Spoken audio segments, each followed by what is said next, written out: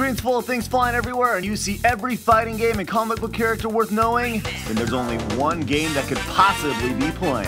Marvel vs. Capcom 2. MVC2 had everything you wanted in a fighting game. It's got a huge roster, the fights are crazy fun, and it's got a jazz soundtrack. Oh, okay, we're gonna scratch the last one. But we ranked this the second best fighting game ever for a reason. Because Marvel vs. Capcom 2 is gonna take you for a ride. Oh, that was pretty late. But it's awesome.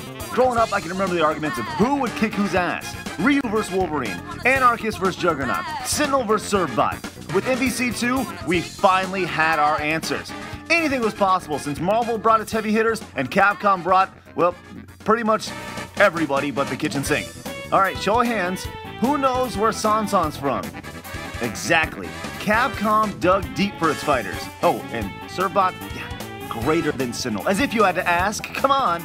With such an epic lineup, the only possible outcome is epic fighting, and Marvel vs. Capcom 2 brings the epic fighting. With all the teams you can create and all the combos you can make, a jaw-dropping moment is never far away. I'm not saying that just about the MVC2 hardcore either. One of the best things about this game is that anyone can pick up a controller and have fun. MVC2 is one of those easy to learn, difficult to master games, and that's why so many people love it. It doesn't matter if you're competing at Evo or little old Daisy here. You're gonna have fun playing this game. But while it's great that the game's so accessible and enjoyable, it's not without its faults, let's be honest here.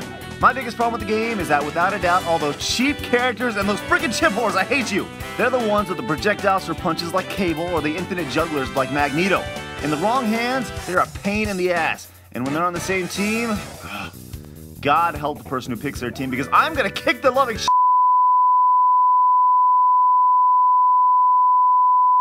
and you know, and their mother is next. But you know what? Marvel vs. Capcom 2 is just too good to be ruined by just cheap dicks. Yeah, it kind of sucked that we had to, quote-unquote, unlock characters in the arcade machine by pumping in quarters. But you know what? Really, we didn't care because we got to play MVC2 and learn new characters while doing it. We even dealt with the cheesy lounge music we liked it so much. And of course, as MVC2 was coming to the consoles, those of us with the Dreamcast got almost a perfect port, while those with the PS2 or Xbox, well, those games still go for a pretty penny on eBay, received a bad-looking and worse-sounding version. Boo-hoo! But luckily, now everybody's gonna get that great Dreamcast port now that MVC2 is coming to Xbox Live and PSN. Oh yeah!